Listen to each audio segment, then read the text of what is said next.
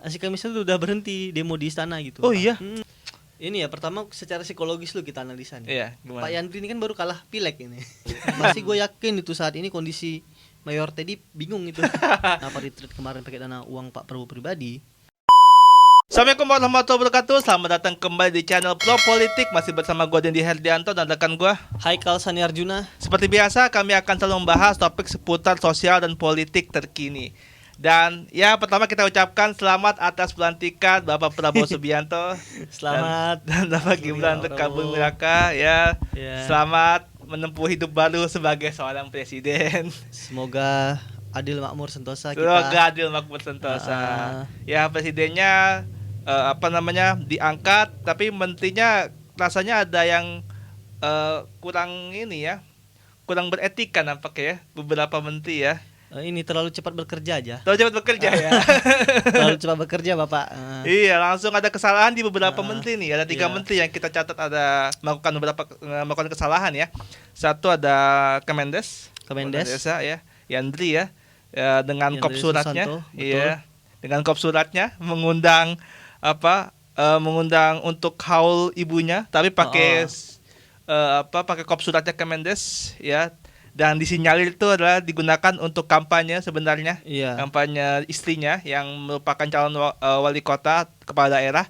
Yang kedua ada Natalius Pigai, iya, yang meminta anggaran lebih dari 20 miliar menjadi 20 triliun ya. 20 triliun. Ya, anggaran yang berkali-kali lipat ya. Iya. Dan katanya sih mau bangun Universitas HAM. Iya. Gitu. Ini kelihatan nih Pak Natalius ini menteri baru gitu. Kenapa tuh? Nggak tahu kalau Bu Sri Mulyani galak kalau masalah uang ya kan. Iya benar. Dan yang ketiga adalah guru besar Universitas Indonesia. Oh iya. Ya, guru besar Profesor Yusril Iza Mahendra. Ya mengatakan katanya 98 bukan pelanggaran HAM berat. Iya. Wah, gila. Ini luar biasa nih. Apa yang mau lu lihat dari ketiga kesalahan menteri ini, Kal? Iya. Pertama yang sulit-sulit dulu nih ya. Iya. Kita komen kinerja Prof Yusril nih. Prof Yusril boleh, sebagai senior kita di kampus juga. Iya. Pertama sih gue mau bilang ke Prof Yusril gitu. Menteri itu kan pembantu presiden. Iya. Pasang badan presiden gitu kalau ada apa-apa. Nah kan nih masalahnya belum ada apa-apa, kenapa Bapak langsung pasang badan gitu? Kenapa tiba-tiba bilang 98 bukan pelanggaran HAM, kan belum ada yang bahas 98 nih. Orang masih bahas pelantikan. Bapak terlalu cepat ini kerjanya Bapak ini. Pelan-pelan lah. Sama ini mungkin kan kata Prof Yusril, dia menganggap kasus 98 itu bukan pelanggaran HAM berat. Iya, bukan pelanggaran HAM berat. Karena yang HAM berat itu katanya itu genosida. Sementara yang 98 katanya HAM biasa gitu. Oh. Nah, gue ngerti nih kenapa Pak Yusril bilang 98 itu bukan pelanggaran HAM berat.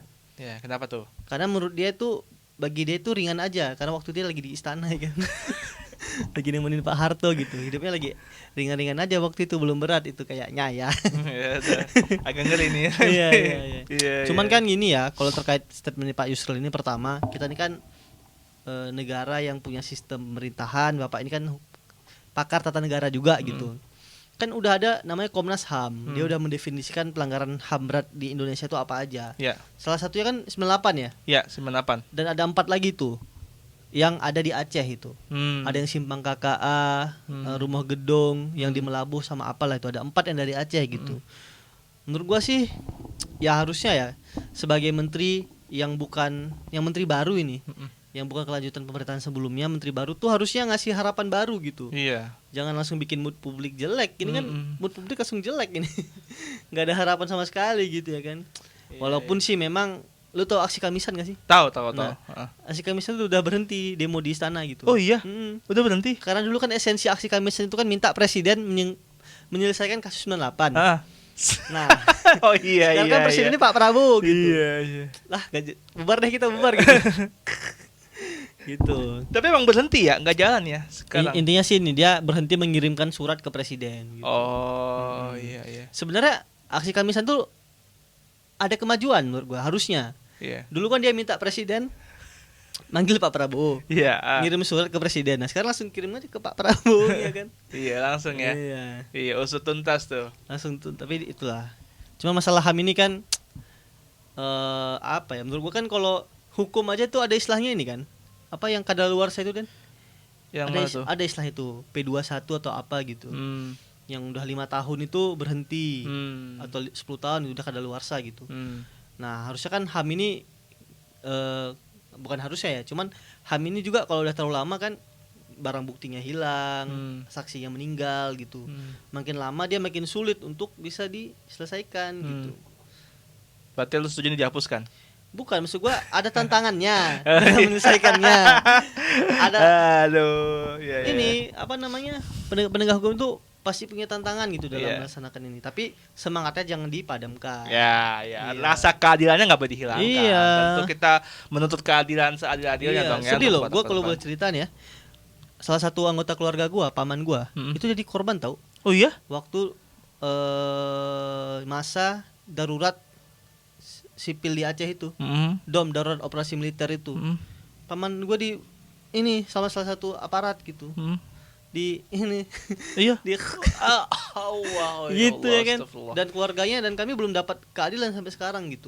Tapi ya pertama kita ya udah ajal, kita ikhlaskan, kita doakan terbaik. Tapi kan sebagai masyarakat itu harus tetap punya harapan, hope, kalau keadaan tuh ada gitu. Iya benar. Saya sih Pak Yusril meralat ya.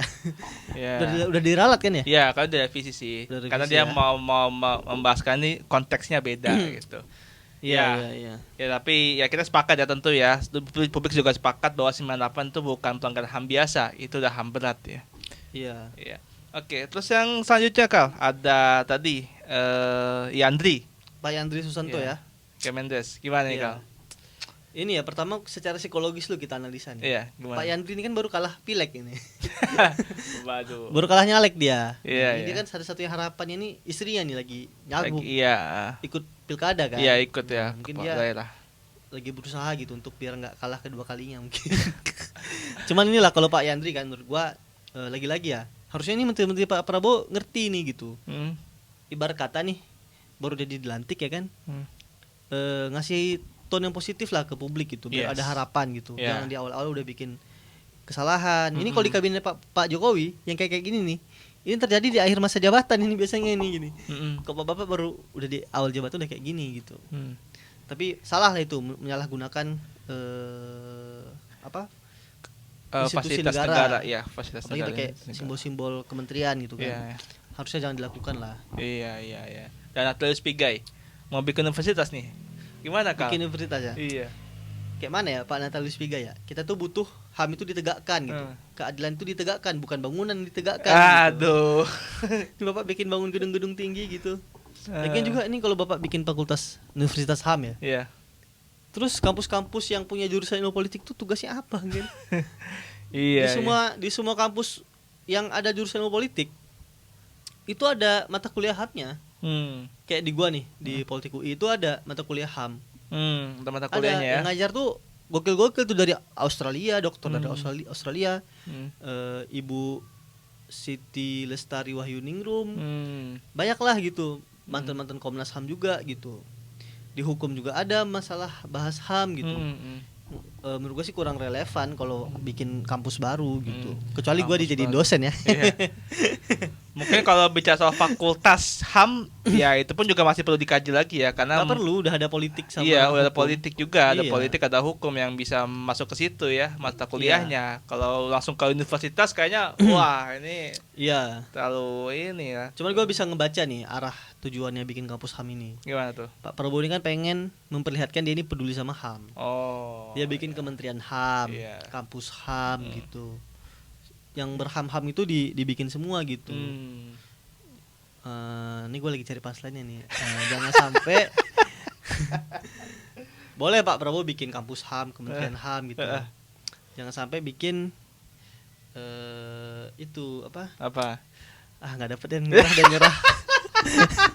Tadi gue mau kaitkan ke hamburger sebenarnya, hamburger kayak mana ya kayak hamburger ya gitu. Iya.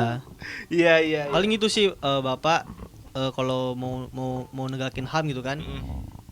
Kalaupun nggak mau kalau nggak mau pendekatan itu pasten ya kan ke belakang, mungkin bisa ke depan gitu. Perspektif ya, misalnya Komnas HAM-nya diperkuat gitu, komisioner yang perempuan diperbanyak gitu, atau adalah upaya-upaya pencegahan penegakan HAM untuk biar nggak terulang lagi di masa yang akan datang.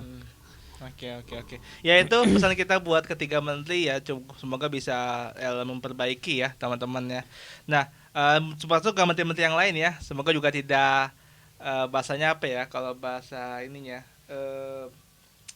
bukan selengean ya bahasanya itu ya. Kalau kepleset lah. Karena susah banget ini. Pak Prabowo ini kan punya 44 menteri ya. Iya. Sampai 100 lah ini anggota kabinetnya gitu. Anggota kabinet 100. Susah itu mengkoordinir gitu. Pasti gue yakin itu saat ini kondisi Mayor Teddy bingung itu. Iya, sampai ada chatnya loh katanya. Harus nelponin menteri ya kan. Sama kan sekarang Pak Prabowo belum punya juru bicara nggak sih? Iya, belum. Nah, ini belum ada. Sistem informasi ke publik belum satu pintu nih. Masing-masing menteri ngomong ya kan. Bisa aja nanti kayak informasi ke publik itu banyak yang miss gitu. Tapi ada kepala komunikasi presiden kalau nggak salah tuh. Oh iya, abang kita Bapak Kodari ya. Hasan Nasbi. Yang Kodari siapa? Kodari KSP. Oh KSP, ya Hasan Nasbi. Ya kok Kodari. Dua tokoh ini emang alumni iya. Kok Kodari gue nyebut juga ya Kodari pas lagi dipanggil itu. Wah. KSP dia. KSP, iya. Hasan Nasbi sama Kodari. Sama ini juga nih kalau kasus anggota kabinet ya yang lagi disorot juga Mayor Teddy. Tidak pensiun kan dari pensiun dari TNI-nya ya. Gara-gara seskapnya di downgrade. Jadi demi Mayor Teddy seskap yang awalnya setara menteri di downgrade gitu.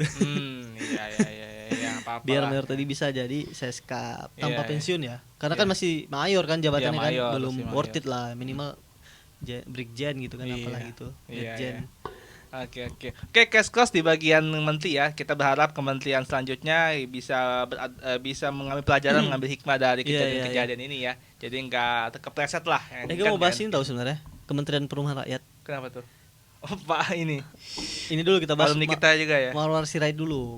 Sirait ya. Kenapa tuh? Tadi gue baca berita dia tuh mau hibahin tanah 2,5 hektar untuk dibangun pemukiman rakyat apa? Iya. Gue sempat baca berita juga tuh. Pertama kan bagus ini Pak Mawar, Bang Ara ini kan dermawan gitu, mau sedekah tanah ya kan. Cuma kan Bapak udah punya power ini, udah punya kewenangan, kenapa masih pakai resource pribadi gitu. Kan Bapak kan udah punya resource, bisa aja minta HJU gitu kan, atau konsesi apa gitu buat bangun perumahan rakyat kan. Kalau cuma 2,5 hektar mah satu komplek doang gitu ya. Iya. Ya apa-apa lah. Iya, cuma kita apresiasi lah. Tapi Bapak kan udah jadi pejabat publik nih, harusnya nggak usah pakai resource pribadi lagi gitu, pakai resource publik. Nah, bicara resource pribadi nih, Lieutenant Akmil kemarin katanya pakai dana pribadi Prabowo nih, Kal. Iya. Ini menurut lu etis nggak? Soalnya ada yang memperdebatkan nih, ada yang bilang jangan lo pakai uang pribadi, nanti ada masalah kemana-mana gitu ya. Iya. Ada juga yang itu nggak apa-apa lah, itu kan bukti kecintaan Prabowo terhadap negara gitu. Gimana Kal? Pertama Pak Prabowo tuh kekayaannya tuh 2 triliun Den. Iya, makanya sih. Ke paling 2 miliar doang kan. Iya. Gak kerasa sama Pak Prabowo gitu. Cuman kan Bapak sebagai pejabat publik itu harusnya tuh diminimalisir menggunakan dana-dana non publik. Karena pertanggungjawabannya susah. Iya. Kayak Ahok dulu kan, Ahok bikin jembatan susun Simanggi itu kan pakai dana CSR. Bukan dana Pemprov DKI. Tapi mungkin mungkin bisa kita lihat itu kenapa retreat kemarin pakai dana uang Pak Prabowo pribadi, karena kan dia baru running government kan. Mungkin kan kalau di anggaran pemerintah ini sebelum dipakai harus dianggarkan dulu, direncanakan dulu kan. APBN ya direncanakan. Mungkin kemarin karena ini baru jadi gitu kan, belum sempat dianggarkan, jadi ya daripada hal teknis ini nggak jadi jalan, pakai uang pribadi aja lah gitu. Iya. Karena juga kan belum masuk ke dalam rancangan ya. Iya, harusnya sih kalau menurut gua Pak Prabowo jangan pakai uang pribadi. Menteri-menteri ini suruh bayar ya kan. Patungan ya. Ini ada uang apa istilahnya? Uang apa iuran? RSPV apa? Iya, uang apa? RSPV itu uang ini reservasi. Reservasi dulu kalian ya. Reservasi. Tiket masuk buat di Akmil, buat akademi militer ya. Tapi menarik ya, kisah mereka Akmil, disiplin dan kawan-kawannya. Menurut gue ini jadi satu hal yang ya mungkin bisa men-trigger mereka buat jadi sosok yang disiplin ya. Kapan lagi menteri makan nasi kotak? Iya.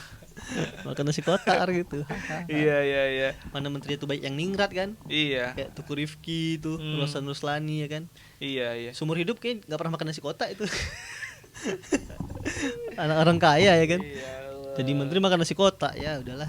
Sebelum gue tuh ada sebenarnya pas tadi itu. Apa tuh? Mereka makan nasi kuota di Akmil. Iya. Sebelum makan dong. Tit. Ya Gitulah ya. Oke. Ya jadi ya ya mungkin itu ya alasan Pak Prabowo tidak menggunakan uang negara ya, karena emang ada harus dianggarkan dulu ya sebelum digunakan gitu. Jadi ya itu kan seminggu setelah pelantikan kan? Iya, seminggu setelah pelantikan. Iya. Jadi ya nggak apa-apa, ya kalau memang seperti itu keadaannya ya it's okay lah ya. Cuman jangan diulangi lagi. Jangan diulangi lagi. Karena kan udah ada lah itu anggarannya kan. Iya. Mungkin direncanakan lebih matang aja sih. Nanti bisa pakai dana negara. Oke, Kal. Selanjutnya adalah apa yang mau kita bahas ya? Gue lupa tadi kita bahas. Yang militerisasi bukan? Militerisasi yang mana ya? Bukan ya? Kayak itu aja sih. Itu aja ya. Sama tadi gue kan mau nyinggung tuh sebenarnya Fahri Hamzah. Ada apa nih Fahri Hamzah nih? Enggak ada. Gue lucu aja tadi gue liat di Facebook gitu. Dia posting foto lagi upacara Sumpah Pemuda. Nah, dia mimpin upacara pakai baju korpri. Hah? Pakai baju korpri. Korpri. Apa tuh? Korpri baju PNS. Iya. Terus gue ngeliat ternyata Fahri Hamzah sama aja kayak bapak yang lain ya kan.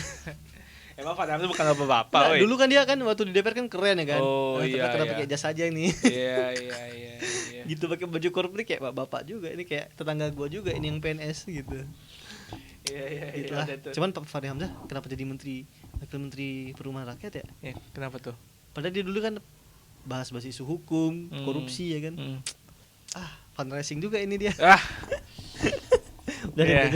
Ya ini alumni gua nih, alumni gua FBU ini, Mbak Fahri Hamzah. Bisa kali kita wawancara itu deh. Bisa ya, kita lihat bagaimana strategi Anda untuk perumahan rakyat ini. Apakah rakyat akan disediakan rumah yang layak atau akan dibisniskan? Ya kita nggak tahu ya gimana ya.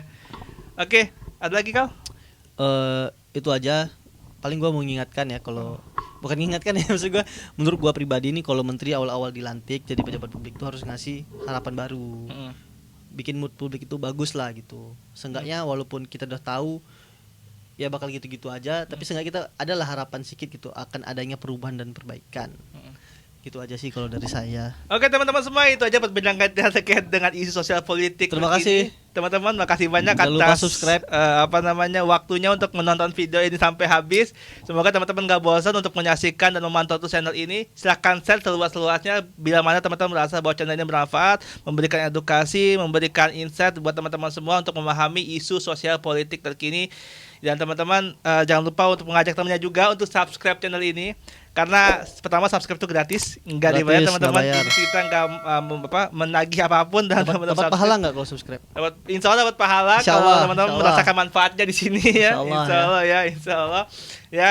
Dan dengan subscribe ini juga teman-teman akan membantu kita untuk bisa mengundang bintang tamu yang bisa kita ajak ngobrol, yang berkompeten, yang bisa memberikan insight-nya ke teman-teman semuanya. Sekali lagi terima kasih teman-teman semua. Sampai jumpa di podcast berikutnya. Wassalamualaikum warahmatullahi wabarakatuh. Bye bye.